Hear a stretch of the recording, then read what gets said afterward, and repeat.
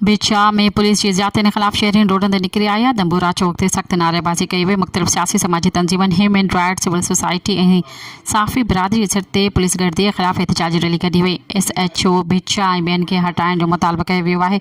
मुज़ाहिरे में peoples party, human rights, शहरी इतिहाद, साफ़ी बिरादरी जिस्कम, SUP ऐं ॿियनि तंज़ीम जे अॻवाननि शिरकत करे SSP, SHO बिचा, अली मोहम्मद वज़ीर ऐं SI यूब राजपूत समेत ॿियनि एहलकारनि खे फौरी तौर हटाइण जो मुतालबो कयो वियो आहे। अॻवाननि पारां पुलिस अमलदारनि ख़िलाफ़ अदालत में वञण जो बि ऐलान कयो वियो आहे। एहतजाजी रैली में मुज़ाहिरे खे ख़िताब कंदे अॻवाननि जो चवणु हो त शहर में मंशात, जुआ, फाहिशी समेत ॿियनि समाजी बुराइनि के खिलाफ कार्रवाई बचाए पुलिस शहरीन जो जीअं झंझाल के छॾियो आहे। बिला जवाज़ भिट शाह जी सीनियर सहाफ़ी नौशाद अली बुघियो जे चाचे समेत ॿियनि शरीफ़ शहरीन जे घरनि में बिना वारंट ऐं बिना लेडीज़ पुलिस जे दाख़िल थी औरतुनि जी तज़लील कई पई वञे।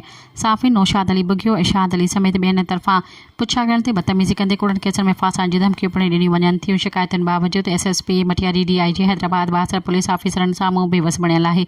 अॻवाननि चेतावनी ॾींदे चयो त फौरी तौर ते SHO बिचा, अली मोहम्मद वज़ीर ऐं ASI अयूब राजपूत के हटाए सहाफ़ीन ऐं शरीफ़ शहरीन सां इंसाफ़ कई वञे। ॿी सूरत में समूरी ज़िले अंदरि एहतजाजी तहरीक शुरू करे क़ौमी शाहराह समेत SSP मटियारी ऐं DIG हैदराबाद जी ऑफिस आॾो धरणो हंयो वेंदो। सब्सक्राइब कयो अवामी न्यूज़ HD खे ऐं ताज़ा तरीन ख़बरुनि लाइ ॾिसंदा रहो अवामी न्यूज़ HD।